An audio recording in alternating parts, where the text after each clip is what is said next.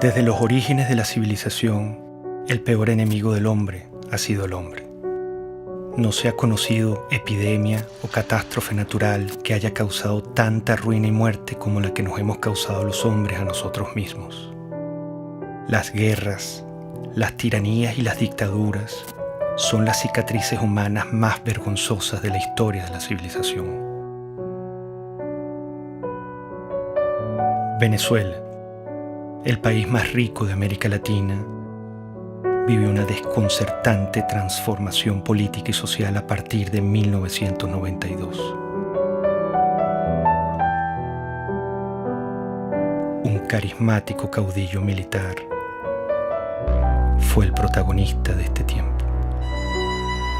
Yo dificulto que hoy en verdad haya en Venezuela una persona que se acueste con hambre. Nos hemos dejado entrampar en caracterizar a los sistemas políticos por lo que dice el caudillo. No debe haber pobreza en Venezuela. Y para ello yo sigo comprometiendo mi vida. Nunca he visto un país que colapse completamente. Colapse desde el punto de vista económico, colapse desde el punto de vista social, colapse desde el punto de vista político, colapse en las instituciones. Tenemos que llegar a cero miseria, a cero pobreza en los próximos años. No es fácil. Es haber arrasado a uno de los países más ricos del mundo. Los indicadores de salud. Bueno, vean ustedes los cambios, pues esto es lo nuevo. Esto es lo nuevo.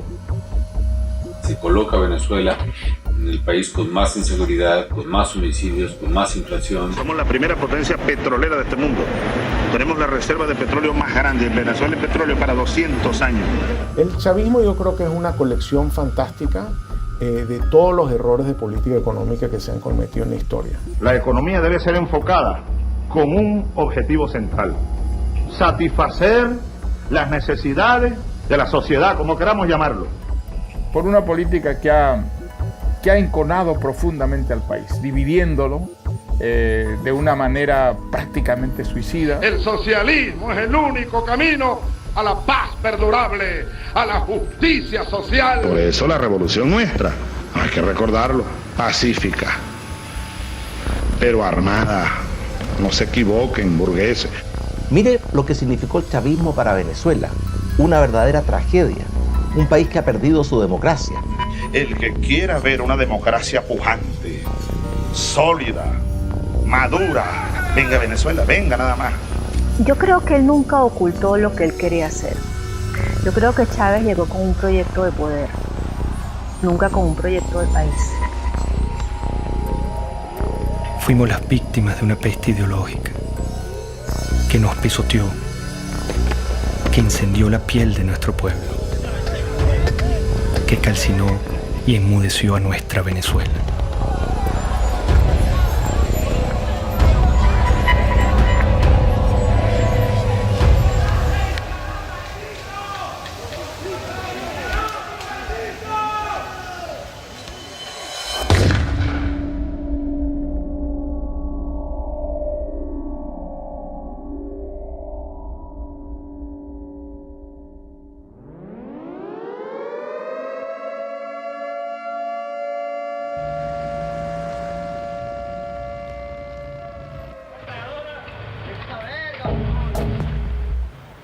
Al filo de la medianoche del 4 de febrero de 1992, Venezuela era sorprendida con un sangriento golpe de Estado. Un grupo de militares intentó asesinar al presidente Carlos Andrés Pérez para hacerse del poder. La ira militar latinoamericana se volvía a pronunciar. Compañeros, lamentablemente, por ahora, los objetivos que nos planteamos no fueron logrados en la ciudad capital. Es decir, nosotros acá en Caracas no logramos controlar el poder. Ese no fue su primer discurso. Su verdadero discurso lo había pronunciado horas antes con una refriega de balas y de tanques. Aquel militar había disparado su delirio de poder sobre la cabeza de Venezuela. Había herido de muerte a la democracia. Bueno, Chávez representó un retroceso para Venezuela. Seguramente la democracia venezolana era imperfecta y necesitaba muchas reformas. Creo que cuando termine esta pesadilla que vive Venezuela, habrá una comprensión cabal del desastre que significó el golpe de Estado. El golpe irrumpe por las ansias personales. Ellos argumentaron que había un problema social y que ellos venían a hacer justicia. Chávez, desde que entró a la Academia Militar, prácticamente planeó la insurgencia, desde que era teniente. Y siendo teniente coronel, que había planificado eso durante por lo menos 15 años, usó su cátedra en la escuela militar para preparar e infiltrar. Eso fue un plan armado durante muchísimos años. Yo lo conocí a las 5 de la mañana del 4 de febrero del 92, que ingresé al Palacio de Miraflores con el presidente Carlos Andrés Pérez y vi que todavía estaban limpiando la sangre en el piso de la entrada de la oficina del oficial que Chávez mandó a matar a Carlos Andrés Pérez. Atacaron con bazucas para tratar de matar a la esposa del presidente de Venezuela, a sus hijas y a sus nietos. Si él hubiera triunfado en el golpe, hubiera fusilado a Carlos Andrés Pérez y hubiera fusilado a su familia. Para él, la muerte ajena es un instrumento de lucha política.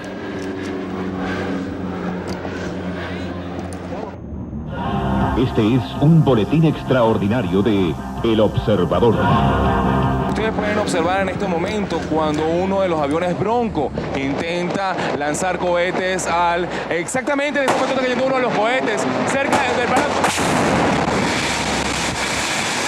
En estos momentos, señores, ustedes pueden observar cómo acaba de caer un cohete cerca del Palacio de Miraflores. Parece que una de las partes del Palacio de Miraflores sí sufrió bastantes daños, uno de los muros.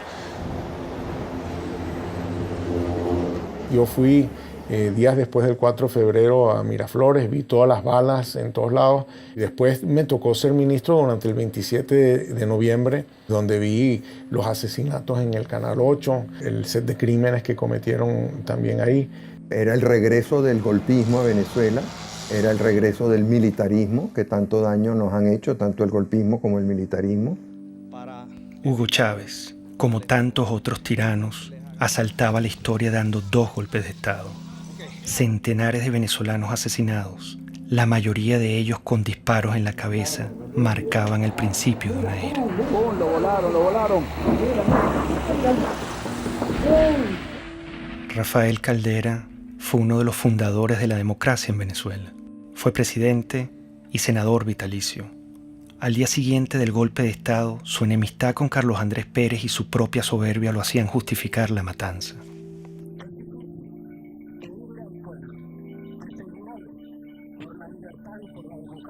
Su ambición de poder le daría un rol protagónico en el ascenso de Hugo Chávez. Irresponsablemente llegó a decir: «Debo confesar que el 4 de febrero Chávez me causó una excelente impresión como se la causó a todo el mundo.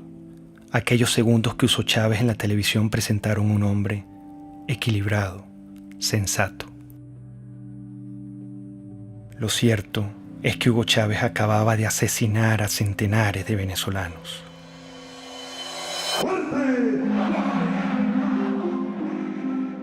Con la finalidad de conformar un movimiento político que logre conquistar la presidencia de la República, el comandante Hugo Chávez, uno de los líderes de la asonada militar del 4 de febrero del año 92, se incorporó hoy a la vida cívica luego de que el presidente Rafael Caldera le otorgó la libertad. Esta generación militar que tomó el camino del sacrificio, se forjó en el Fuerte Tiuna, en los cuarteles militares, va a demostrarle a los politiqueros venezolanos cómo se conduce un pueblo hacia el rescate de su verdadero destino. Le dieron un sobreseguimiento a los golpistas y ni un solo venezolano le levantó su voz. Eso es un indicador de que no sabíamos lo que era la democracia. Las democracias se defienden con uñas y dientes. El movimiento bolivariano revolucionario 200 va a la calle, a la carga, a tomar el poder político en Venezuela.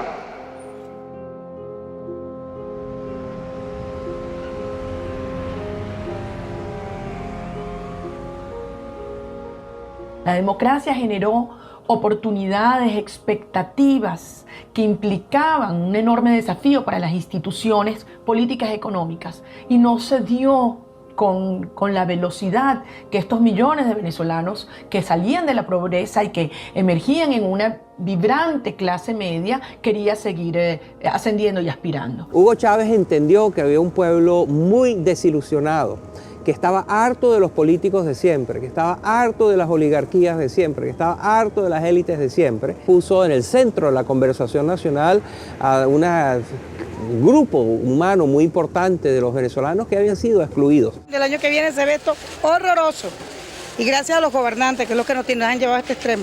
Bueno, yo creo que será más caro todo, porque imagínense cómo está la situación, todo será peor.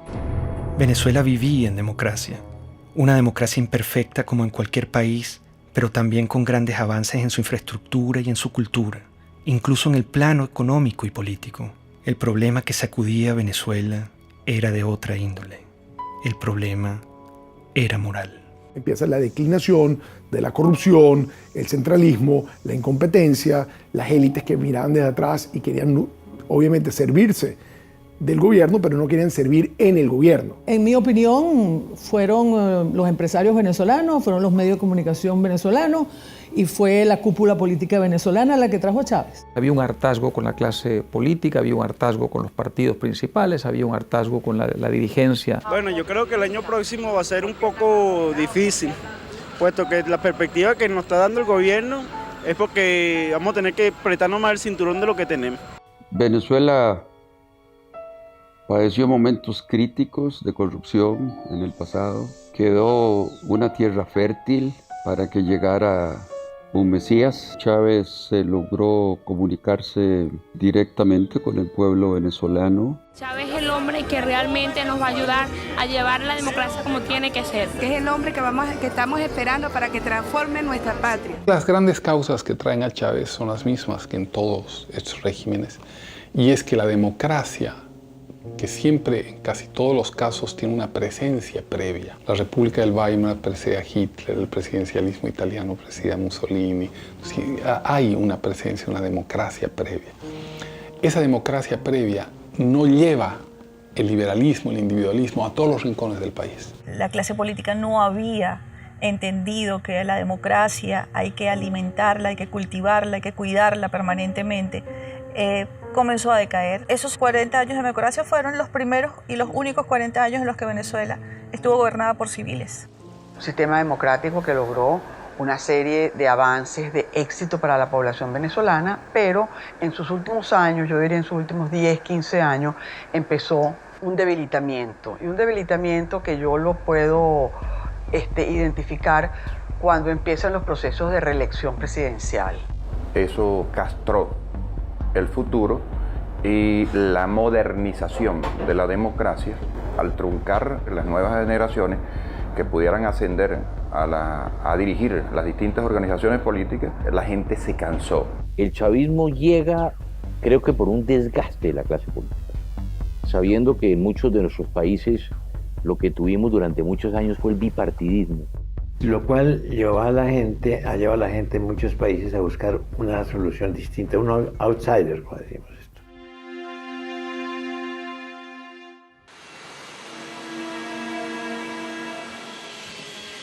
Hugo Chávez apenas salía de la cárcel viajó sospechosamente a La Habana, Cuba. Fue recibido con honores de jefe de Estado por Fidel Castro. Ahora, nuestro homenajeado de esta noche, el comandante Hugo Chávez. Cuba es un bastión de la dignidad latinoamericana y como tal hay que verla y como tal hay que seguirla y como tal hay que alimentarla. Y lo hizo. Prometió extender la mano al proyecto revolucionario de Castro y usar el petróleo de Venezuela como recurso político de expansión ideológica. Un proyecto estratégico de largo plazo, en el cual los cubanos tienen y tendrían mucho que aportar, mucho que discutir con nosotros. Es un proyecto de un horizonte de 20 a 40 años. Un inmenso abrazo bolivariano para todos ustedes.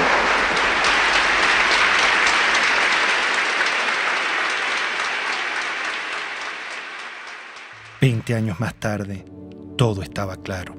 Ese era el Chávez que no quisimos ver ni escuchar. Hugo Chávez es una creación de Castro en un país que tiene el momento adecuado. Ya lo había intentado antes con la guerrilla, penetrar con la guerrilla, y va fracasando en muchos modelos.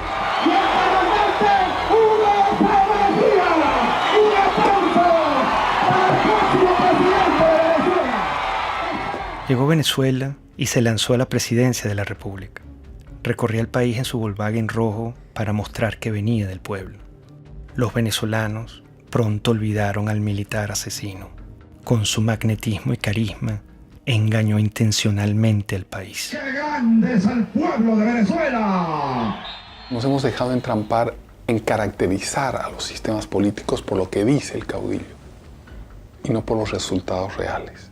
Para defender un pueblo masacrado, expropiado, mancillado y humillado por esas cúpulas políticas que le expropiaron el derecho a la vida. Lo que hubo es una retórica que ilusionó a mucha gente en favor de los pobres, en favor de la igualdad. El populismo de Chávez es embelezador, sabe enamorar a la ciudadanía. Cuando Chávez se vuelve candidato presidencial, bueno, entonces él dice que él es un tipo muy moderado, que él no es socialista, que él no es comunista, que él no va a cerrar ningún medio de comunicación. Yo no soy socialista, no, yo creo que ya el mundo de hoy, la América Latina que viene, requiere un salto adelante. ¿Para usted Cuba es una dictadura o no es una dictadura? Sí, es una dictadura. Lo que Chávez proponía no era una cosa militar, él proponía una cosa democrática, un modelo basado en la tercera vía de Blair. Aquí hay un modelo de transición de 5 líneas. Yo te la dejo y espero pues las críticas y los aportes. Esa no es la tercera vía, esa es la vía venezolana. Pero la referencia de tercera vía es porque estamos buscando una economía humanista y un sistema político que sea democrático verdaderamente, que atienda al ser humano, Granier, que sea humanista, decimos. El presidente Carlos Andrés Pérez, a quien Chávez paradójicamente intentó asesinar en su golpe de Estado, advirtió la calamidad que se avecinaba. ¿Cuál es la tragedia que usted avisora si gana Chávez? Bueno, una dictadura. Y nosotros sabemos lo que es una dictadura. Aquí no hay ley, aquí no habrá derecho de expresión, aquí las cárceles se abrirán para quienes no estén de acuerdo con ese gobierno, no se le permitirá a nadie disentir, y todos los problemas que hoy vemos y que queremos acabar, los problemas de corrupción, los problemas del poder judicial, todos se harán más graves aún. Hugo Chávez Frías, 2.794.062 votos, 56.23%. Excelente, excelente, porque es la recuperación de los valores, es la recuperación de la dignidad también de la patria. Bueno, feliz, contento por el triunfo de nuestro comandante para que mejore nuestro país. Todo se ha consumado. Chávez. El militar traidor y asesino llegó al poder. ¿Cómo lo permitimos? ¿Estábamos tan mal como sociedad? ¿Qué nos pasó?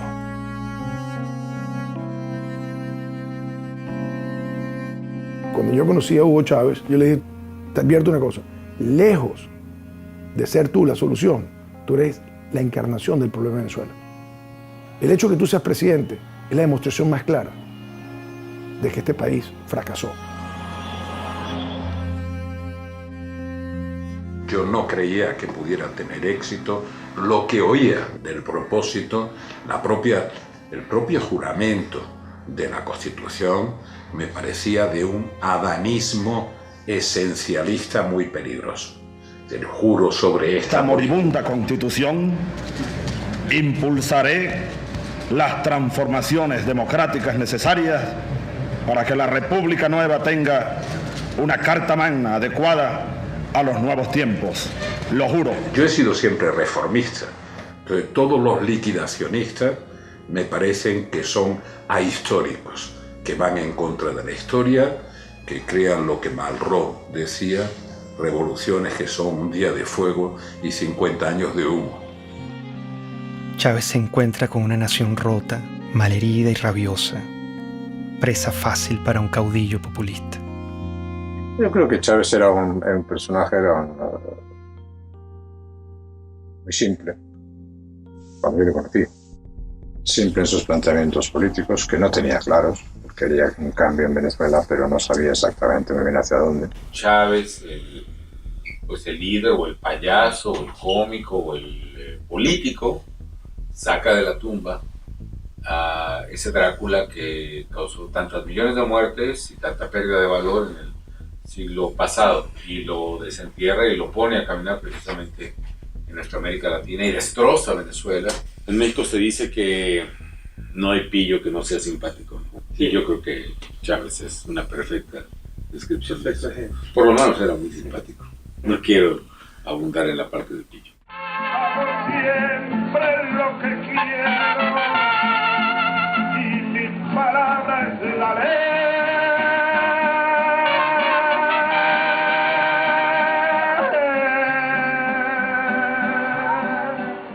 Sin duda, carismático. Muy venezolano, muy simpático. Un hombre carismático. Líder carismático. Pero sigo siendo Chávez. Es que los hombres carismáticos son muy peligrosos. Los hombres carismáticos han sido los grandes dictadores del mundo. La gente se conecta emocionalmente, no racionalmente, con ese personaje. Había en él atributos que ayudaron a hacer de él una figura populista muy lograda. Evidentemente había una capacidad oratoria o retórica, pero con un poder de seducción muy notable. Había en él también una lectura intuitiva, no creo que intelectual, pero sí intuitiva, de un amplio sector de la sociedad venezolana. Eso es muy importante en un caudillo. El idiota. Nosotros fuimos tan ingenuos, casi podría decir entre paréntesis tan idiotas, que pensamos que ya se había desaparecido ese personaje en los años 90. El idiota, con toda su mitología, con todo lo que... Resulta que el idiota reapareció enterito, exactamente con todos los dogmas. Somos pobres porque los países ricos nos explotan, porque nos pagan mal nuestras materias primas y se enriquecen. Somos pobres por la oligarquía, toda esa tontería. El capitalismo siembra odio. En el capitalismo impera el odio.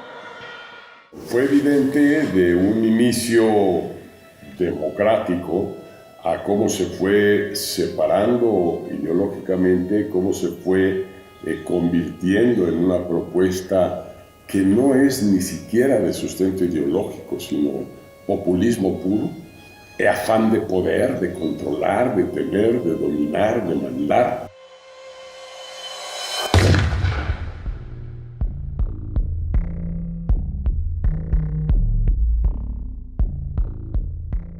Menos mal que surgió en su momento y a tiempo la Revolución China.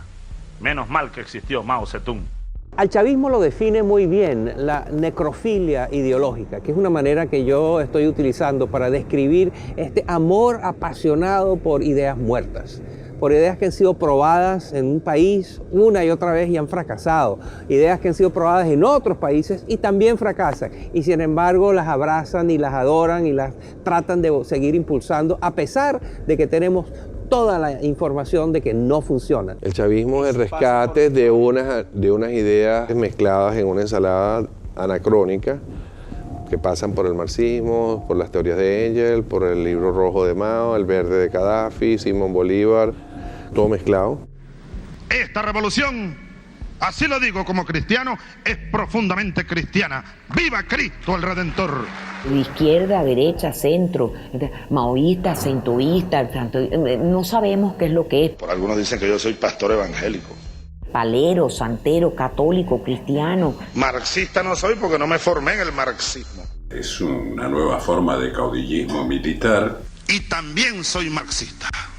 Es muy confuso en su formulación porque es capaz de mezclar una figura como la de Bolívar con un pensamiento de fondo aparentemente marxista. Es tremendamente confuso, es una nueva forma de populismo. El hombre desde siempre había sido un comunista. Entendía qué es lo que tenía que decir o no decir en cada momento para que, digamos, su mensaje calara en una mayoría de turnos. Venezuela tiene un gran potencial siderúrgico y debe ocupar cada día más mejores puestos a nivel mundial, a nivel americano. Cuando ya empezó a tener, digamos, la sartén agarrada por el mango, entonces se quitó todas las caretas y mostró su verdadera faz. Y si insisten, le quitamos los camiones y los convertimos en transporte de alimentos, chicos. Se lo damos a los consejos comunales. Y Mendoza que vaya a hacer no sé qué, lo que le dé la gana, a denunciarme en la OEA, en la Corte Celestial, donde le dé la gana. Se fue apartando claramente de los principios más elementales de lo que es un gobierno democrático. La legalidad fue desapareciendo poco a poco, reemplazada por el poder omnímodo, ¿no es cierto?, de la voluntad del caudillo.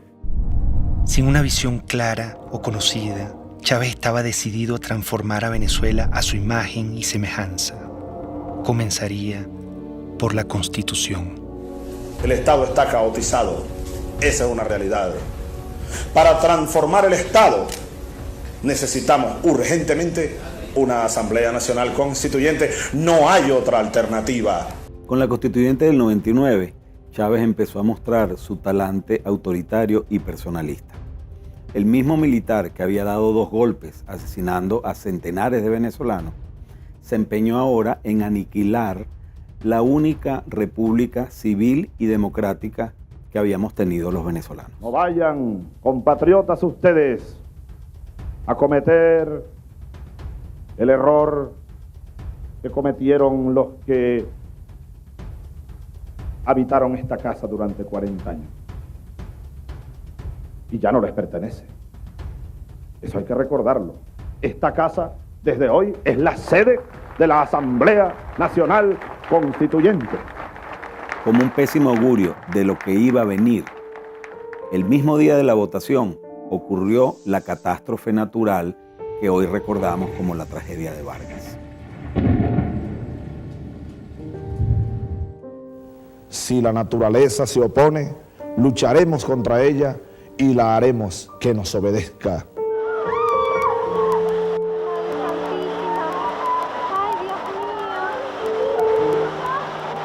Ha nacido la República Bolivariana de Venezuela.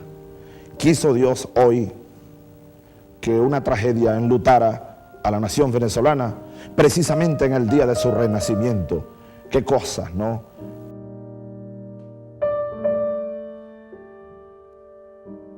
El drama que se vive en el estado Vargas es definitivamente inarrable. No se conoce las personas que perdieron la vida en esta implacable tragedia natural.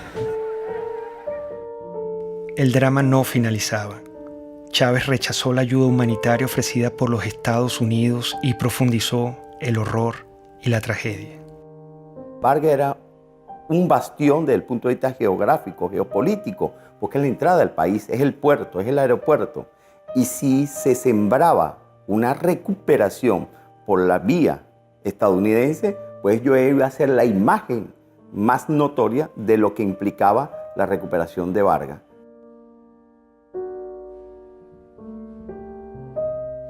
Realmente Fidel Castro influyó totalmente en las decisiones que tomó Chávez con respecto al deslave.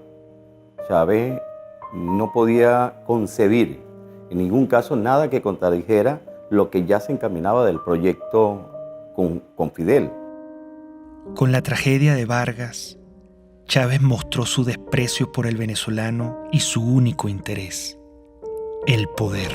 Renombraría a Venezuela, reescribiría la historia, cambiaría la hora y la forma del escudo nacional y le impondría una nueva estrella a la bandera. Todo era una nube ideológica. Su mentor lo guiaba. Castro es la persona determinante en la evolución de Chávez. Castro vio que Chávez le daba al castrismo y a Cuba la gran oportunidad soñada. Es decir, lo que no logró el castrismo mandando a Che Guevara a invadir y a conquistar militarmente Venezuela, la idea histórica que siempre ha tenido el castrismo de que Venezuela debía ser un territorio dominado por el castrismo, en todo caso como fuente de suministro de petróleo, y fundamentalmente como punto de expansión para sus políticas en América, se haya echado. Un líder joven lleno de vida, al quien le quedan por delante grandes tareas que realizar, hasta la victoria siempre. Y ahí Fidel lo agarra, lo seduce y le vende la idea del socialismo y de lo que él había aprendido de los soviéticos, que era la construcción de un Estado autoritario, totalitario, basado en las premisas de la Unión Soviética. ¡Viva el comunismo! ¡Здравствует коммунизм! ¡Patria o muerte! ¡Родина или смерть! ¡Мы победим!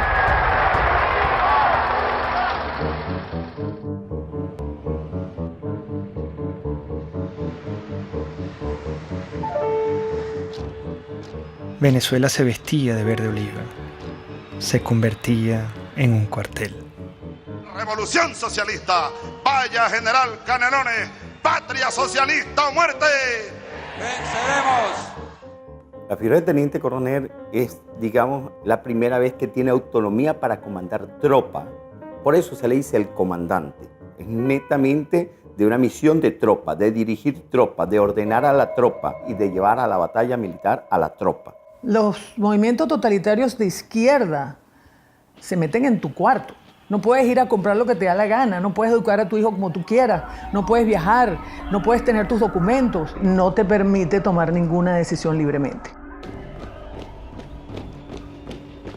Él dijo, la revolución es pacífica pero no pendeja, porque los tanques, los aviones, los fusiles y los cañones de las Fuerzas Armadas están al servicio de la revolución. Porque de ahora en adelante tendremos generales, almirantes, oficiales y tropas revolucionarios, antiimperialistas, socialistas y chavistas, para que les duela más.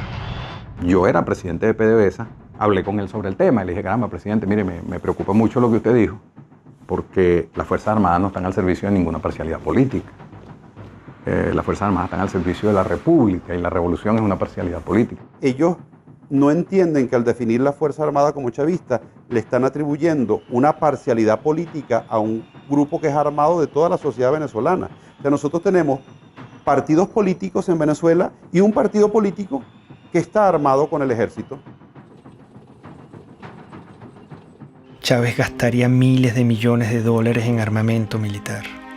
Si tomamos en cuenta que desde 1830 las armas venezolanas solo han sido usadas contra venezolanos, el peligro era inminente.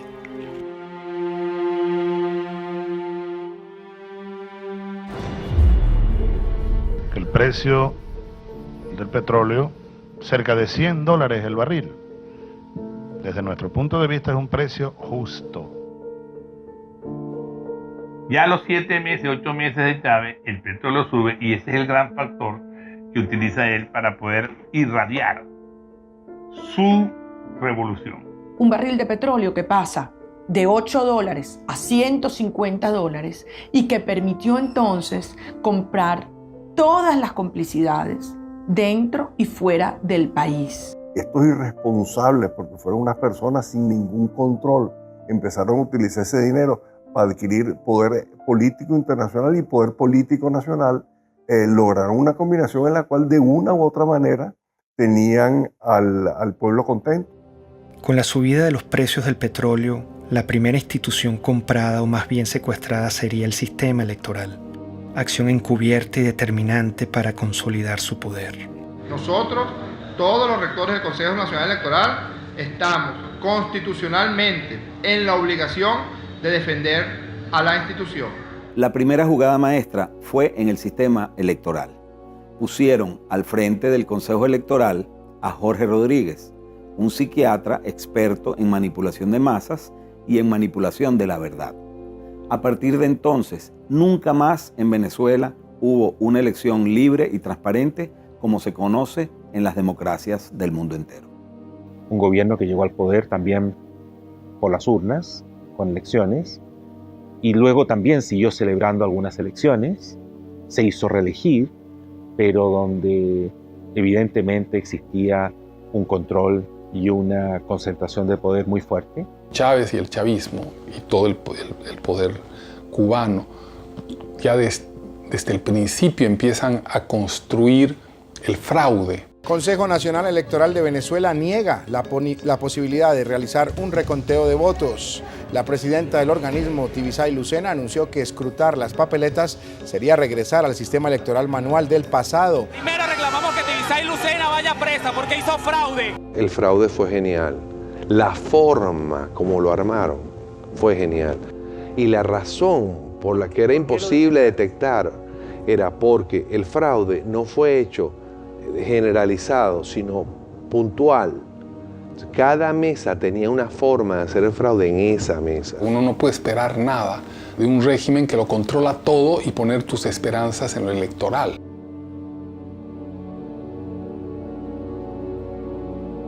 La lucha geopolítica iniciaba. Chávez intenta adueñarse de la Compañía de Petróleos de Venezuela, PDVSA. Necesita su dinero para consolidar su poder. Esa élite de PDVSA ha pasado la línea. Entonces yo anuncio lo siguiente. Anuncio la destitución, despido de las siguientes personas. El 11 y 12 de abril del año 2002 fue consecuencia de su intento de radicalización al mandar 50 leyes que nadie había discutido, al confrontar la autonomía de Petróleos de Venezuela, al radicalizar su posición con respecto a lo que era un equilibrio político en el cual, digamos, la gente pensaba que habían ciertas normas de convivencia. Yo no tengo problema de rasparlos a toditos si a toditos hubiera que rasparlo. Ante el autoritarismo chavista, la gente no se quedó tranquila. El 11 de abril, Chávez había pretendido tomar control arbitrariamente de PDVSA para concretar su proyecto hegemónico latinoamericano. Frente a esto, millones de venezolanos salieron a las calles a protestar como nunca antes se había visto en la historia de Venezuela. Que prosigamos pacíficamente nuestra marcha a solicitar la renuncia del presidente de la República. El canal 2 se llama, como todos sabemos, Radio Caracas Televisión. El canal 4 se llama Venevisión. Y el canal 10 se llama Televen. Esos tres canales están en este momento fuera del aire. ¿Hasta cuándo? No sé.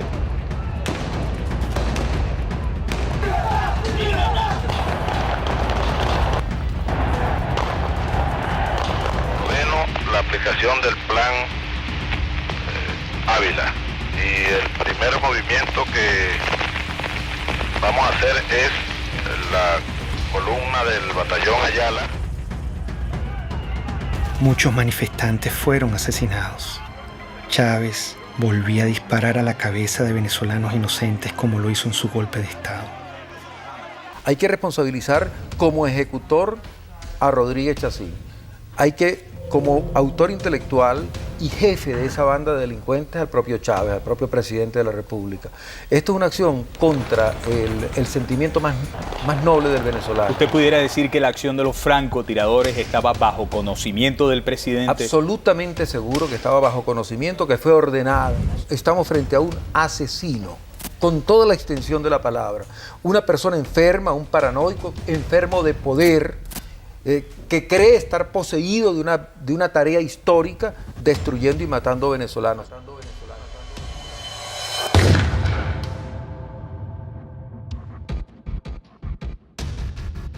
La certeza de que el país estaba encaminado hacia los peores pasos posibles me llegó el 11 de abril de 2002, porque era un país en el que el odio, el resentimiento y la violencia se habían enseñoreado ya, y se habían enseñoreado desde el poder contra la ciudadanía.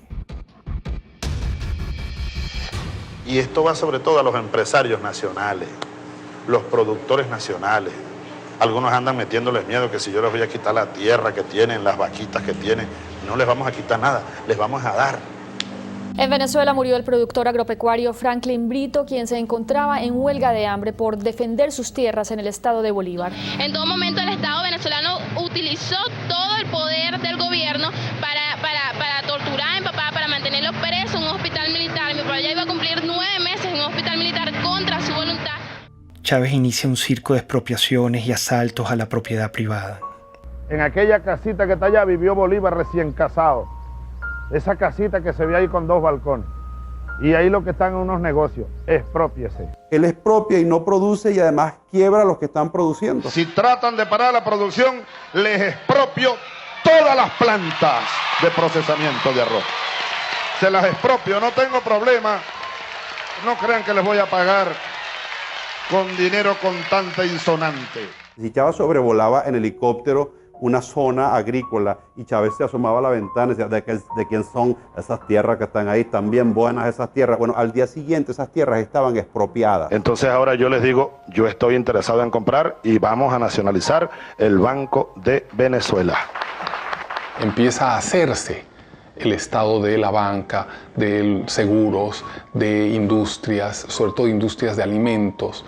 Las va destruyendo y deja al pueblo de Venezuela sin comida, con el cuento de que el empresario es un hereje, que no tiene virtudes. O sea, vuelve a un discurso muy, muy antiguo, maniqueo, de buenos y malos. Que están explotando a la clase media sobre todo, porque ellos, los privados, casi no construyen viviendas para el pueblo. No, ellos siempre hacen es viviendas de alto costo para la clase media y la exprimen a la clase media, la exprimen. Cuando yo veo que Hugo Chávez Frías dice que comenzaría el proceso de expropiación, ya lo habían hecho con algunas empresas, y que había que atacar la empresa privada, y dije, ay, ¿qué es esto? Cambió el rumbo totalmente, pero el Hugo Chávez del 2000, del 98, ese no era el Hugo Chávez Frías, y ahí están todos millones de venezolanos, creímos en una esperanza. Esa esperanza se sepultó porque yo lo viví en carne propia. El daño económico que se le ha causado a la sociedad venezolana, que podría ser hoy día uno de los países más prósperos del mundo, después de haber tenido el boom de los precios del petróleo. Y sin embargo es un país que está arruinado, con un crecimiento negativo gigantesco, con desabastecimiento, con pobreza, con angustia, con desesperanza. Frente al atropello, una mujer lo encaró. Por favor. ¿Cómo puede usted hablar de que respeta al sector privado en Venezuela cuando se ha dedicado a expropiar, que es robar? Este es el momento de darle respuestas al país, a las más de 180.000 madres y mujeres que en estos 13 años han perdido a sus hijos, a sus esposos, a sus padres, y a los cuales no se les ha hecho justicia. Esto es lo que yo hablé desde el fondo de mi alma, del corazón, del estómago. Yo estaba hablando por eso, por las más de 100.000 mujeres que han perdido un ser querido y que nunca le han ni siquiera pedido perdón o dado el pésame, de las amas de casa que ya se peleaban por un litro de leche. Es lo peor que ha pasado porque antes uno no estaba así. Uno tiene que hacer cola para comprar pañales, para comprar leche, para comprar comida. Uno aguanta hambre, pero como uno le dice a un bebé que no puede comer, todo se va en comida.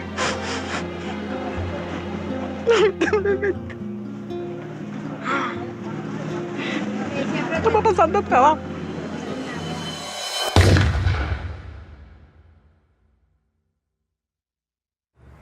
Esta gente todo lo que ha hecho es irracional.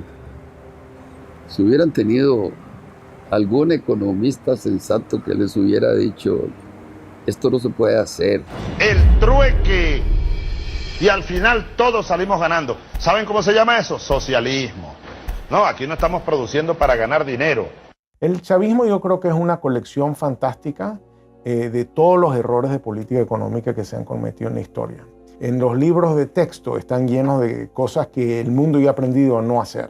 Pues el chavismo las ha hecho todas. Venezuela tiene el peor desempeño económico del mundo. En este momento no hay país que tenga una caída del producto más grande que la de Venezuela, no hay un país que tenga la inflación más grande que la de Venezuela, no hay un país que tenga la escasez más grande que la de Venezuela. Bueno, la situación económica no está bien. Nosotros vendíamos pollo, pernil, hervido, todo eso.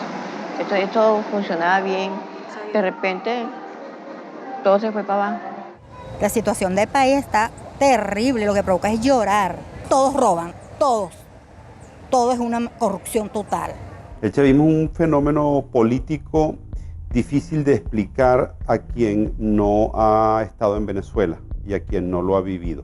Y exacerbó al límite nunca imaginable uno de los grandes males de nuestra historia, que es la corrupción administrativa. Y entonces los que uno vio que llegaron aquí, como decía Chávez, con las patas en el suelo, hoy son grandes potentados, grandes millonarios. El único camino a la justicia es el socialismo, no es el capitalismo, no es ese canibalismo que se quiere implementar en el Estado. Ministro, ¿no es contradictorio hablar de capitalismo cuando usted tiene una corbata de Louis Vuitton, unos zapatos Gucci?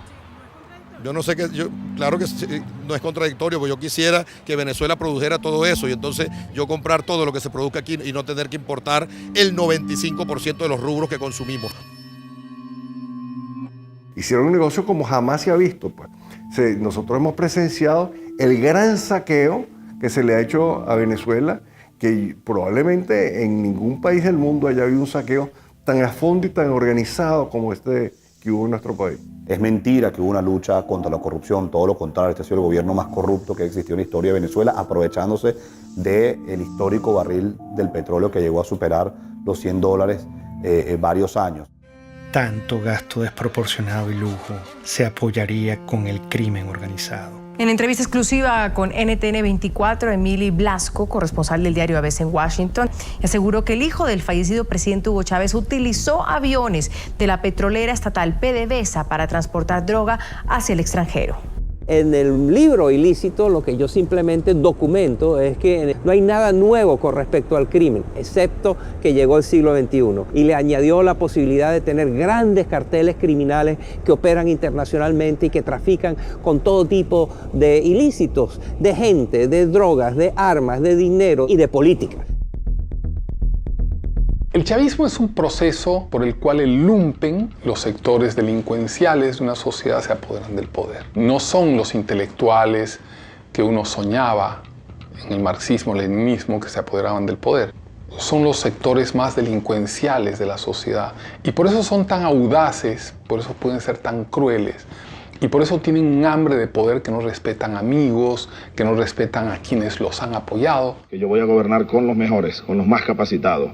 No tengo compromisos partidistas, ni personales, ni particulares con nadie. Chávez lo que hizo fue, para preservar el poder, crear varias bandas de pandillas.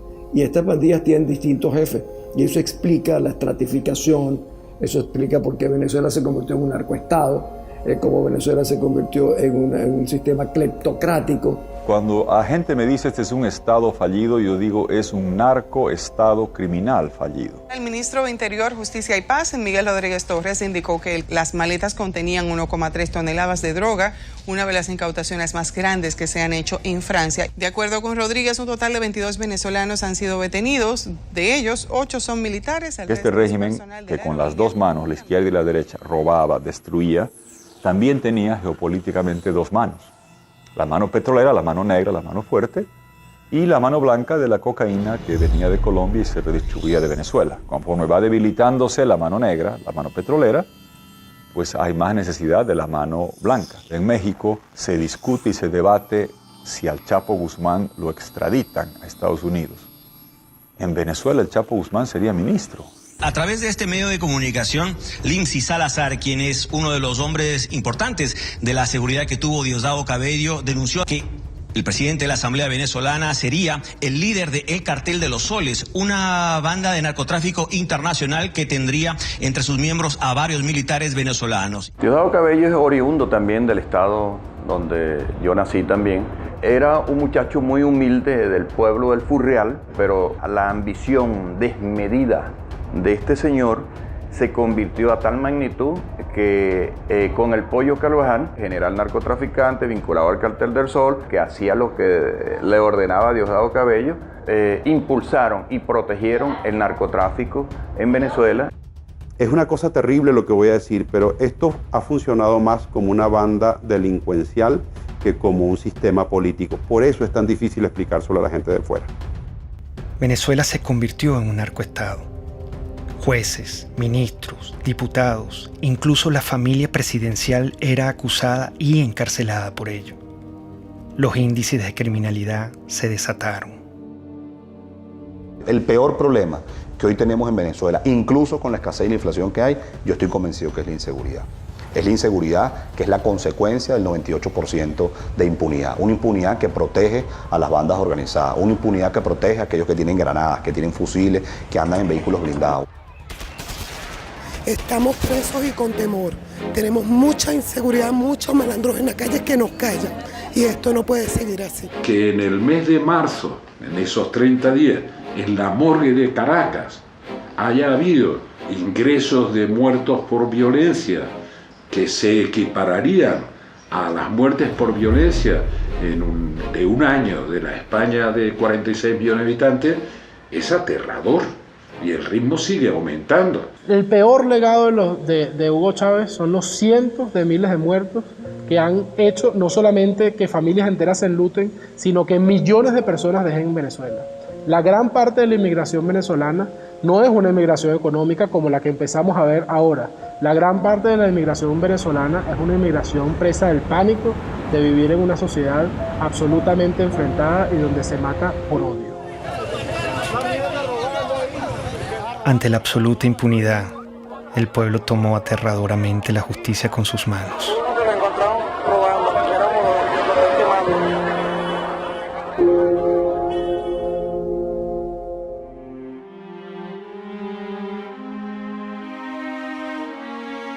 En la lógica totalitaria no existen argumentos, existen posiciones e intereses. Y está la revolución y lo que le conviene a la revolución, y están los enemigos de la revolución y lo que le conviene a los enemigos de la revolución.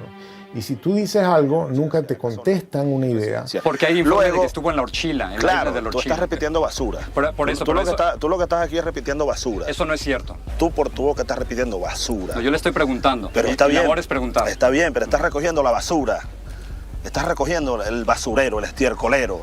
Siempre te hablan de ti, de tu posición, de tus intereses, pero no de la idea. Yo creo que sin lugar a dudas la violencia que se vive en Venezuela, de todo tipo, es también producto del discurso. Para que no sean ridículos, ¿vale?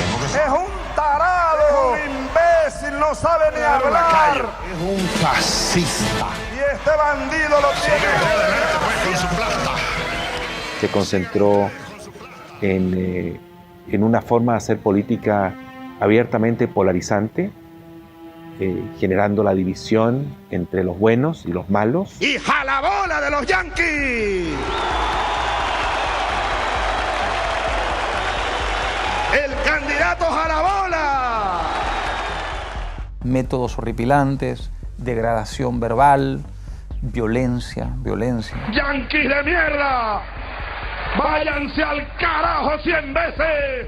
Cuando tú ves que te nombran escuálido en televisión nacional, le insultan a las personas que piensan diferente, indudablemente está coaccionando a las Fuerzas Armadas a sentirlo como enemigo. Y el enemigo, dentro de la mentalidad militar, hay que destruirlo, hay que aniquilarlo. Chávez empezó a ser amigo o a presentarse como amigo de aquellos violadores a los derechos humanos, como eran Gaddafi, que inclusive fue invitado a Venezuela y le dieron honores. El caso de Omar al-Bashir, quien por cierto al día de hoy todavía tiene una orden de captura por crímenes de lesa humanidad. Incluso Mugabe también fue, digámoslo así por lo menos lo presentó como amigo de Chávez. Entonces de alguna manera Chávez trató de incorporarse y crear su grupo, digamos, de socios violadores de los derechos humanos para hacerse ver como víctimas de lo que son los gobiernos tradicionales. En América Latina también tenía sus aliados. Las fuerzas del comunismo, del terrorismo y del narcotráfico lo postularon como su líder continental. Poco después de su charla privada con los directores de varios medios de comunicación, el ministro de Defensa hizo una corta intervención en la que dio por cierta las pruebas sobre la presencia de guerrilleros en Venezuela. Lo que dice Manuel Marulanda a Chávez en uno de los párrafos que reza así es lo siguiente: nosotros, es decir las FARC, siempre estaremos atentos en caso de agresión gringa a aportar con nuestros modestos conocimientos en defensa de la revolución bolivariana de Venezuela. La FARC y el ELN no son ningunos cuerpos terroristas, son ejércitos que ocupan un espacio. Hay que darle reconocimiento a las Fuerzas Armadas Revolucionarias de Colombia y al Ejército de Liberación Nacional. La primera declaración me llamó la atención porque hablaba de la imparcialidad frente a la guerrilla colombiana. Y yo le llamé la atención, le dije, presidente Chávez, usted está llegando a un país en que hay democracia, hay instituciones. Por lo tanto, usted como presidente de una hermana república como de Venezuela no puede hablar de imparcialidad. Pero él mantenía ese discurso. A veces cuando yo hablaba con mi canciller y hablábamos con otros presidentes, creíamos que era un poco, esa es la inexperiencia de Chávez. Y yo creo que todo estaba absolutamente calculado. La milicia popular va a tener su vehículo, su armamento, sus cuarteles de milicia y su organización. Ustedes son una fuerza guerrillera, pues, para decirlo más claro. La milicia, yo podría decir que es un partido armado, que es un cuerpo que crece y se desarrolla casi al mismo volumen de las Fuerzas Armadas orgánicas. Y hay otra cosa muy delicada, que son los colectivos, organizaciones armadas. Todo es el poder, para mantenerse en el poder. Vemos entonces milicias o colectivos armados disparando contra personas. Vemos agresiones ya no solo de disparando civiles contra personas, sino de cuerpos o agentes del Estado que trabajan y han sido estructurados para trabajar en favor de la revolución.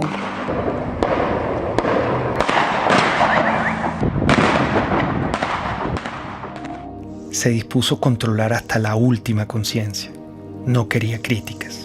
La libertad de expresión también debía ser pisoteada. Hay un señor por ahí, de esos representantes de la oligarquía, que quería ser presidente de la oligarquía.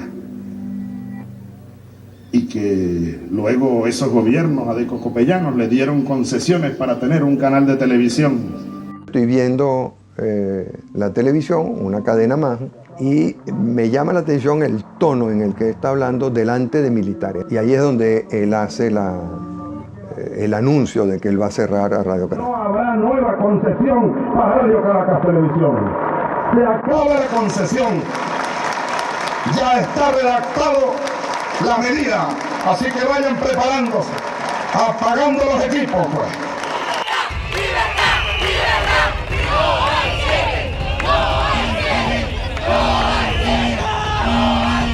La idea no es el cierre de los canales de comunicación, es más apertura, la fuerza de las ideas y el apoyo a la democracia del pluralismo.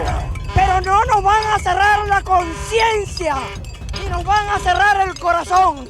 El presidente Hugo Chávez ratificó que este domingo a medianoche sacará del aire a la cadena Radio Caracas Televisión, una medida criticada internacionalmente como un acto de censura. La única forma en que la concesión no termine es que el domingo 27 a medianoche Hugo Chávez no sea presidente de Venezuela. En el fondo era querer controlar los medios de comunicación, que eso fue lo que lo llevó a diseñar esta cosa de la hegemonía comunicacional y ir cerrando la libertad de expresión hasta que queda un pequeño espacio.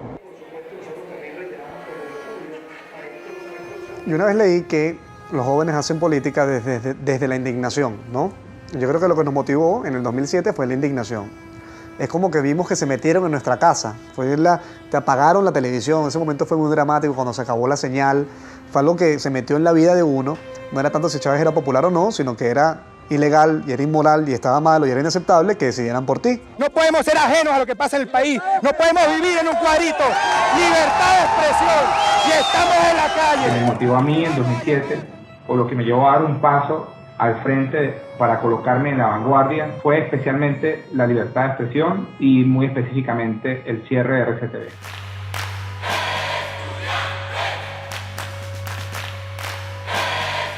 El movimiento estudiantil del año 2007 es el hecho social más importante de los últimos 50 años. Esto es un movimiento que surge en defensa de la libertad, de la dignidad, de los derechos humanos. Y lo que ellos están diciéndole al país y a Chávez, en cierta forma, es: no, señor, tú eres mi pasado. No me gusta este presente y voy a pelear por un mejor futuro. Soñamos con un país donde podamos ser tomados en cuenta sin tener que estar uniformados. Eso fue un punto de quiebre, porque los estudiantes salimos de las aulas a la calle. Estar en la calle si fuera necesario, pero el pueblo tiene que salir, pero el pueblo tiene que acompañarnos, pero la gente en esos barrios de Caracas, oprimida, pobres y sin posibilidades, tienen que salir a pelear por su futuro. Somos unos jóvenes que apenas con 21, 22, 20 años de edad salimos con nuestras manos blancas de manera creativa, irreverente, con mucho espíritu desafiante en las calles, pero siempre de manera no violenta. Y le demostramos al mundo, y hoy lo podemos ver en perspectiva, que la reserva más importante que tiene Venezuela era la reserva moral de los estudiantes. Ese movimiento estudiantil logró generar pasión, esperanza, energía, fe en la gente que sí se podía. Pese al surgimiento del movimiento estudiantil, Chávez siguió su proyecto hegemónico. Decidió transformar la Constitución para poder eternizarse en el poder y convertir a Venezuela en un comunismo a la cubana. Hugo Chávez en el año 2007 lanzó una reforma constitucional que no planteaba sino la destrucción del Estado liberal venezolano. Aceptamos el reto electoral, organizar a millones de venezolanos, defender esos votos y ganar. La única forma que ese día, que la noche del 2 de diciembre, no estuviéramos dispuestos a respetar, a hacer respetar la voluntad popular, era que nos mataran. Por eso el gobierno se echó para atrás y no se robó la elección del 2007. La opción del no, 4.504.354 con un 50.70%.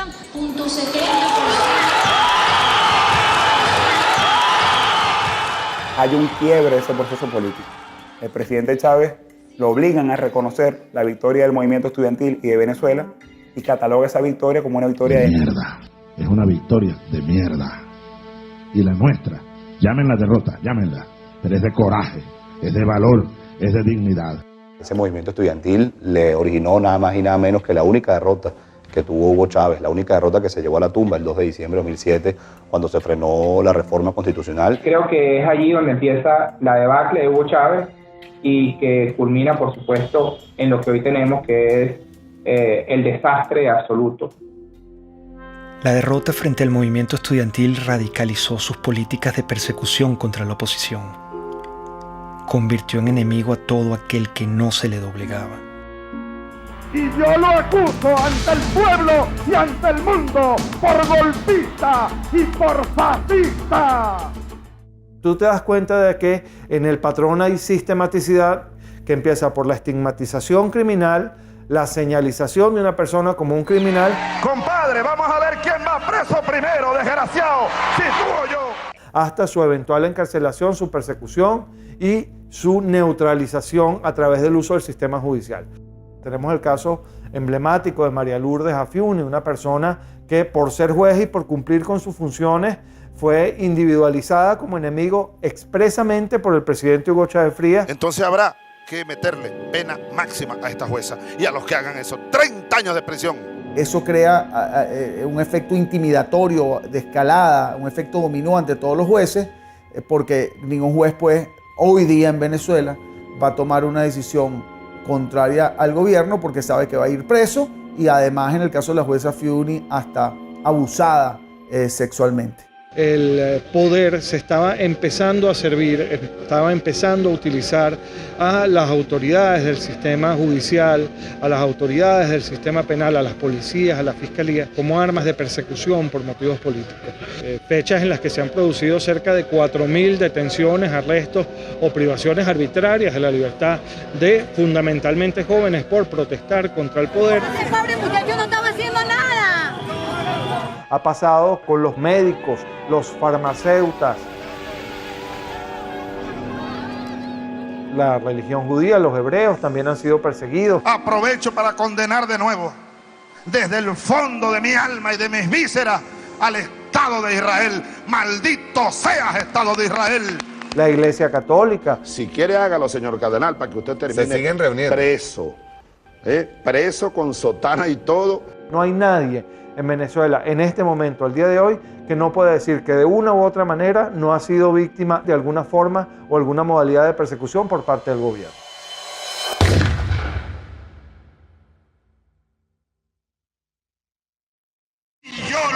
uso de contrarrevolucionario y hay que barrerlo del mapa político venezolano. Oye, me acusaban de todo lo que le acusaban. Pueden acusar a una persona contra el gobierno, conspiración, asociación para delinquir, terrorismo, financiamiento al terrorismo. Tú estás allí simple y llanamente porque piensas diferente.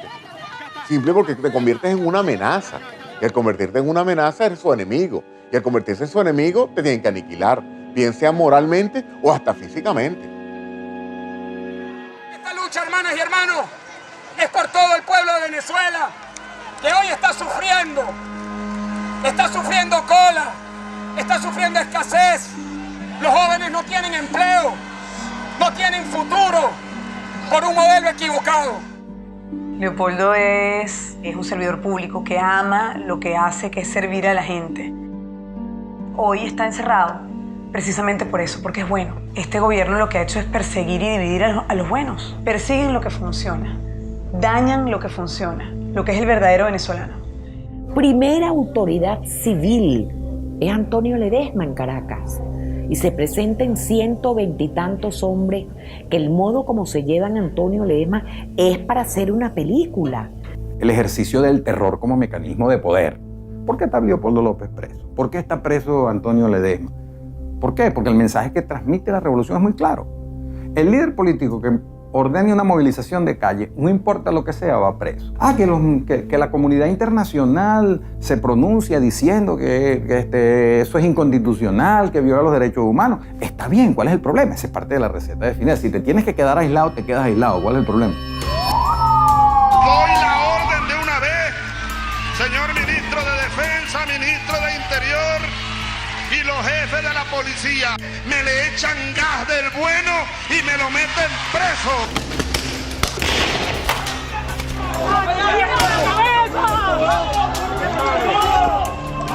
Chavo, están matando a gente, loco. ¡Lo mataron, lo mataron! Los francotiradores apuntan a cabezas. El sonido que producen una cabeza escuálida es mucho menor, es como un chasquido, porque la bóveda craneana es hueca. Vacío de contenido. Exacto, entonces pasa rápido. Nosotros vimos organismos de seguridad del Estado dispuestos a matar a nuestros hijos con balas en la cabeza, dispuestos a dispararle en las piernas para que no huyeran. David Vallenilla tenía 22 años y un efectivo militar lo vio solo y desarmado. Le disparó a quemarropa. David cae al suelo y recibe una segunda descarga. Como puede, se levanta y da unos pasos, los últimos de su vida. Su cuerpo fue despedido con las letras del himno nacional, cantado por sus compañeros cuando era trasladado a la morgue.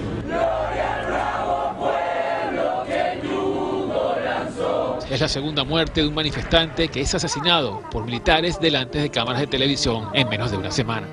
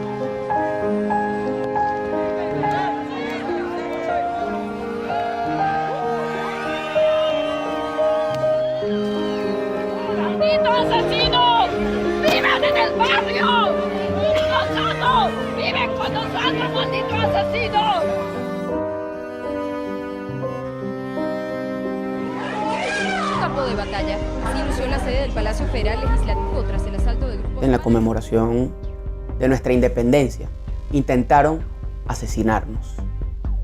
Intentaron acabar con la vida de parlamentarios electos por el voto popular. Unos golpes no son nada en comparación a los casi 100 jóvenes que han asesinado esta dictadura en Venezuela. Nosotros los diputados, si exigimos sacrificio, debemos estar dispuestos al sacrificio. Sí, los golpes nos duelen, pero no es más allá del dolor que sentimos cada vez que vemos que se nos deshace el país. La tortura ha sido en Venezuela sistemática porque Hugo Chávez hizo un guión con sus organismos de seguridad del Estado que todos siguieron los mismos funcionarios, los mismos métodos para lograr lo mismo, que es el control social, para castigar al disidente, para causarle más daño. No solamente estás preso, sino que además te torturo. Y bueno, los nuevos métodos de tortura, que son las torturas blancas, ¿no? Que se implementan en la llamada tumba.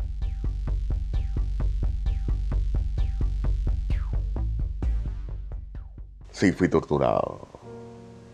Sí, fui torturado en un lugar que te roba tu identidad. En un lugar donde tú sientes que estás muerto en vida. Donde el frío te hiela hasta los huesos. Donde tú ves una pared blanca 24 horas al día. Donde la luz está encendida y no te permite dormir correctamente. Donde el silencio impera. Donde te sientes sin esperanza. Donde la comida te llega fría, que tienes que comer con las manos. Donde tus gritos nadie lo escucha. Donde tu dolor nadie lo siente. Es estar enterrado vivo, Gustavo. Independientemente de los precios del petróleo, el gobierno garantiza al pueblo venezolano todos los recursos necesarios para lo que resta del año y continuar impulsando el desarrollo integral, el desarrollo económico. Terminado ese superciclo de precios, se acabó el socialismo del siglo XXI. Es decir, esa ilusión de que la gente puede vivir de unos buenos burócratas y que esos buenos burócratas, repartiendo eficazmente los panes entre la sociedad, nos iban a hacer felices a todos. Pónganme el precio del petróleo, pónganmelo a cero y Venezuela no entra en crisis. Pónganmelo a cero. El precio de los commodities vino abajo y el petróleo caro y el gas caro dejó de ser el gran padrino de las dictaduras de izquierda de América Latina. La crueldad daba para más. Privaban de alimento y medicina a la población para someterla y controlarla. El chavismo es como para ellos. Si fuera para uno, todos tuviéramos comida. Yo le apuesto que esa gente toda tiene comida en su casa, porque estamos pasando hambre. Hay demasiada escasez de comida. Para mantenerse en el poder, el elemento táctico es la pobreza como instrumento de dominación política. O sea, mientras tú te mantengas en un estado de pobreza, te domino. Yo te convierto en una persona sin recursos, pero con esperanza. Todos los días nos engañan. El pollo para nosotros. ¿Cuándo compramos? El martes tenemos hambre. El pueblo tiene hambre. El primer problema para los más desfavorecidos es saber si, estando desde las 5 de la mañana en una cola, van a encontrar algo. Por tanto, es alimentación básica, medicamentos inmediatamente necesarios para la enfermedad de cualquier familiar. Es fuerte, pues es fuerte. Sobre todo eso lo de la comida. A veces me toca salir por ahí, en casa, pido un plato de comida para mi hijo. A veces, muchas veces mío se te encuentra sin comer. A veces para medianoche, mamá mía, no tengo nada que darle. Que es una política, sin la menor duda, dirigida a reducir a una parte de la población a una situación de crisis humanitaria extraordinaria, que es el tema de la falta de alimentos, medicinas, equipos, etcétera, que podemos analizar. Largas colas y humillación marcaban al pueblo para que pudiera acceder a migajas de comida. Estamos cansados, chamo, de hacer cola, estamos cansados de esta mariquera todos los días. Los viejos, los jóvenes, mira, los bebés en pijama, ¿qué es esa vaina? En Venezuela se han importado alimentos para alimentar a 3 países del tamaño de nuestro país. A la canciller Rodríguez, que es una mentirosa, que le damos comida a 3 naciones. Si no hay comida para Venezuela, ¿cómo le damos a 3 naciones? Si un venezolano va a una farmacia hoy, 90% de escasez en medicamentos para la atención, 99% de escasez para medicamentos neurológicos para el Parkinson y las convulsiones, 70% de escasez en analgésicos y antipiréticos, 80% de escasez en antibióticos. Yo como médico jamás he visto una biopsia que diga usted tiene cáncer de derecha o usted tiene cáncer de izquierda. Son enfermedades a las cuales hay que darle atención, a las cuales el Estado está en obligación de atender y hoy lamentablemente no lo está haciendo, no está sucediendo. El problema de la salud en Venezuela no fue de plata, plata hubo. Se robaron todos los dólares y la gente se muere porque no hay medicinas y se muere porque no hay comida. ¿Dónde está eso? Se lo robaron. Es la impotencia de ver cómo la gente a mi alrededor se está muriendo por hambre, por falta de medicina, por oxígeno en un hospital. 18 años que un régimen, porque esto no lo puedo llamar yo gobierno, destrozó el país. Se olvidó del pueblo y se olvidó que ese pueblo los puso en el poder y se olvidó que ese pueblo tiene necesidades.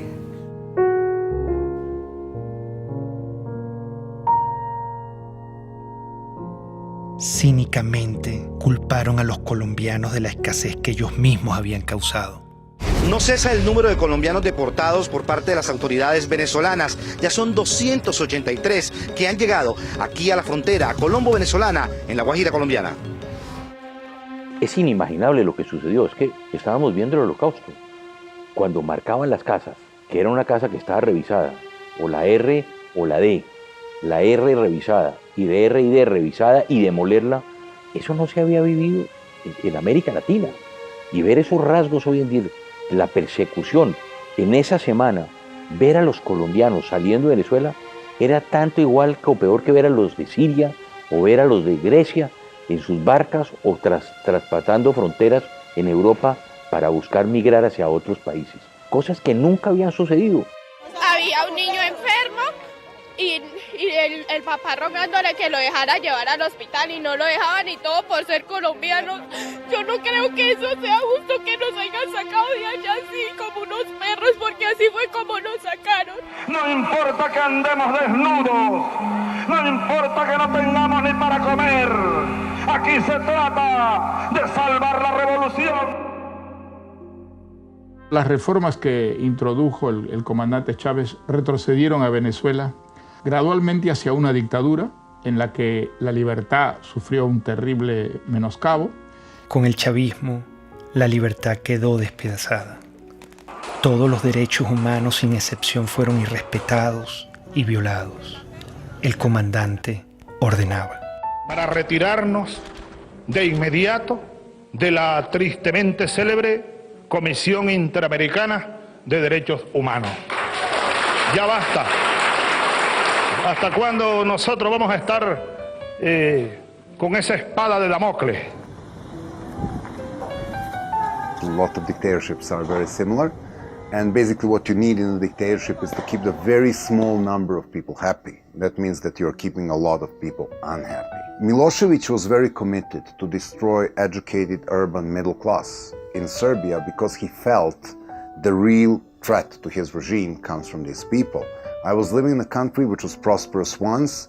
I ended up seeing people standing in the lines for bread, seeing parents desperate because they can't keep the medicine or, the food for their own kids. When you see the stores in Venezuela now, they remind me painfully on my childhood. I have an impression of the government that doesn't really care about the people.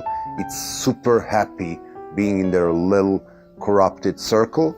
And they don't even look at the street. They live in some kind of the parallel world. El chavismo intentó plagar con su ideología al mundo.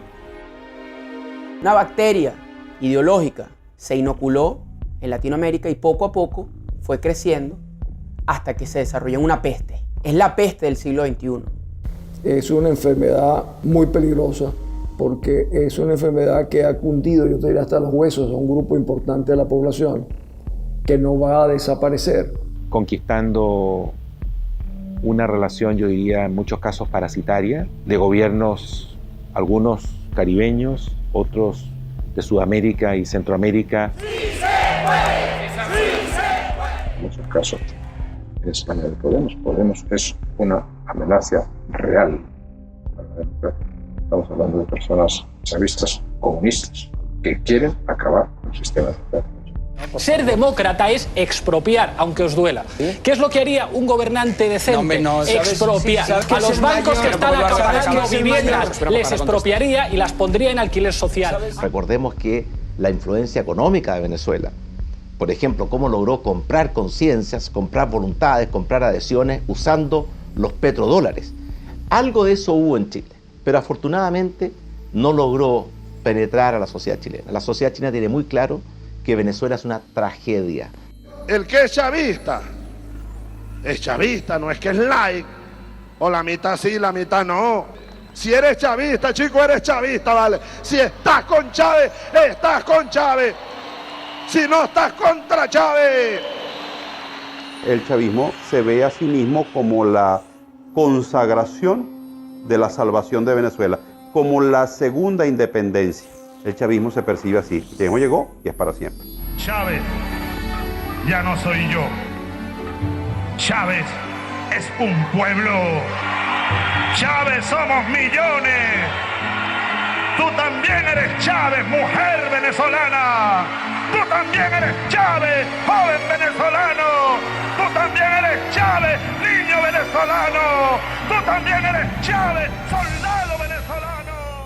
El caudillo es igual al partido, es igual al país, es igual a la historia, es igual al futuro. Entonces, él constituye las instituciones, la historia, la moral.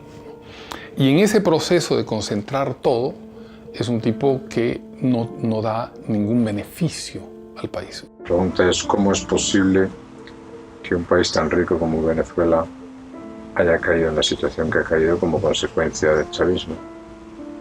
Pero también la pregunta podría ser muchas otras. ¿Cómo es posible que la Alemania, que era la gran nación avanzada en la literatura, en las ciencias, en la cultura, en la música, cayera en manos de una banda criminal que llevó al mundo a una guerra terrible y fue autora de un genocidio, los nazis, espantoso?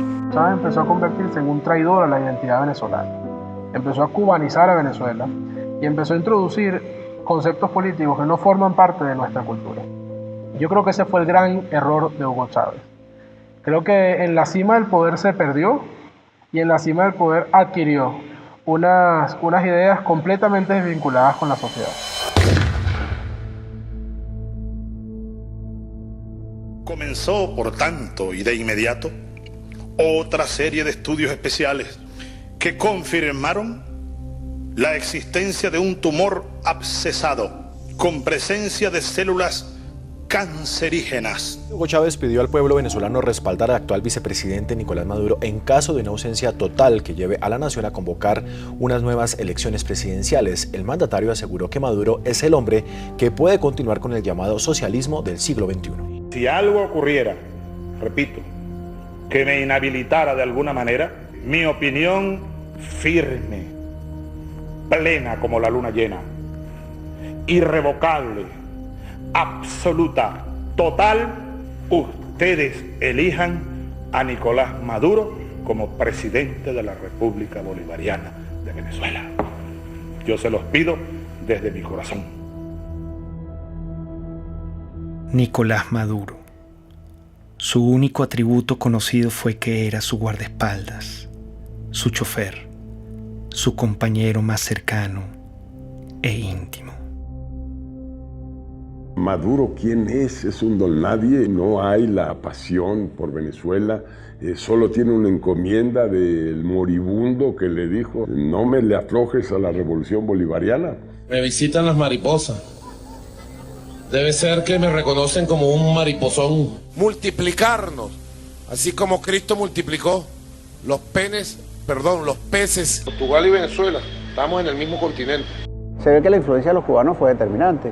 Maduro es el hombre formado por los cubanos, Maduro es el hombre cercano a los cubanos, y convencieron a Chávez, o Chávez se convenció de que ese era el sucesor y por eso lo nombraron. No pudieron nombrar a otro más competente, nombraron a alguien no tan competente por su cercanía con los cubanos. Recibimos la información más dura y trágica que podamos transmitir a nuestro pueblo. A las 4:25 de la tarde de hoy, 5 de marzo, ha fallecido el comandante presidente Hugo Chávez Frías.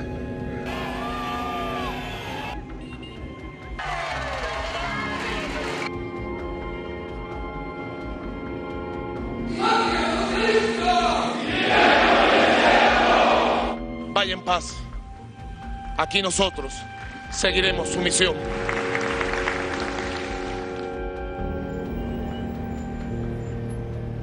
¿Qué legado dejó? Lo que dejó fue el país destrozado. Eso fue lo único que dejó él. Corrupción, hambre, violencia, división entre familias. Ese es el legado de ese señor. Esta es una de las 7 plagas que cayó en Venezuela. Lo peor que ha existido en este mundo. Lo peor, esa es la desgracia más grande que tiene Venezuela. Haber llegado a ese hombre, estamos peor porque hay más muertos todos los días, más delincuencia, más escasez. O sea, estamos peor que un país en guerra. Nunca he visto un país que colapse completamente, que se desmembre la familia venezolana. 2 millones de venezolanos se han ido del país en los últimos 3 años, 4.000 a 5.000 cruzan por día la frontera de Colombia en solución de continuidad permanente. Entonces, esa es la situación que vive hoy el país, no tiene nada que ver con la situación que vivía cuando Chávez asume el poder. Su gran legado es demostrar que ni éramos tan fuertes, ni éramos tan demócratas, ni éramos tan hermanos, ni éramos tan guerreros, ni éramos tan sólidos, ni éramos tan echados para adelante. Que era fácil darle un empujón a eso, tirarlo todo por la borda y montarse sobre la gente. Nadie se puede imaginar que un país que no esté en guerra esté viviendo lo que está viviendo Venezuela. Ha destruido el sentimiento de pertenencia de los venezolanos como una unidad, como una ciudadanía compartida. ¡Estamos pasando hambre! ¿No puedes creer que esto sea justo, vale? El país cambió, la gente cambió, las miradas cambiaron.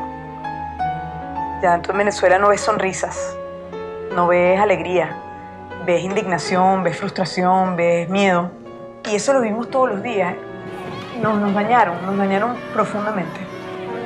Mire lo que significó el chavismo para Venezuela, una verdadera tragedia. Un país que ha perdido su democracia, donde no se respetan los derechos humanos, donde se persigue a los adversarios como si fueran delincuentes. Estamos en un país ahorita muy necesitado. Tenemos que comer comida de la basura. La situación que estamos viviendo ahorita es fea, ¿no? En el nombre de los pobres, de la justicia y de la paz, se ha cometido el crimen más grande en la historia de nuestro país.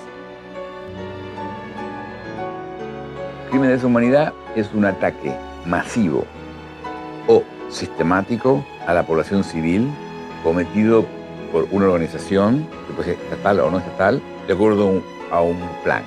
La existencia de presos políticos, la tortura a esos presos políticos, la detención como instrumento político, la generación de violencia como instrumento político, la muerte de manifestantes u opositores. En todos los años del chavismo fueron 2.000 personas que fueron asesinadas, lo cual implica una utilización del asesinato como mecanismo de sujeción y de represión para sostener el aparato político bajo control.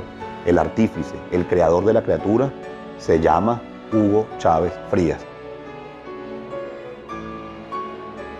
Matar a una persona en Venezuela se llama homicidio, pero matar a todo un pueblo de hambre se llama chavismo.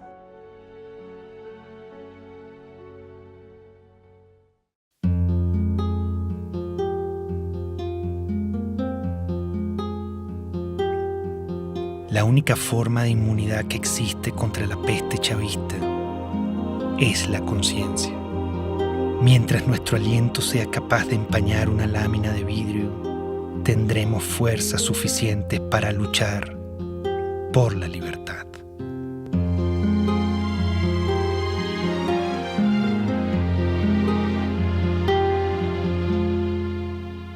El pensamiento de un hombre de bien no podrá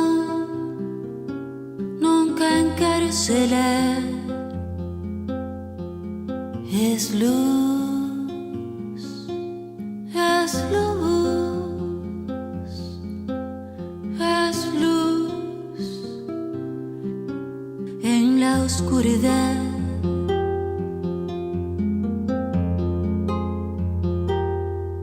Dijo el poeta. supe ser que el destino es la libertad. Bala en el pecho, balas por detrás, bala en la frente, balas al andar, pero nuestro destino es la libertad, la libertad.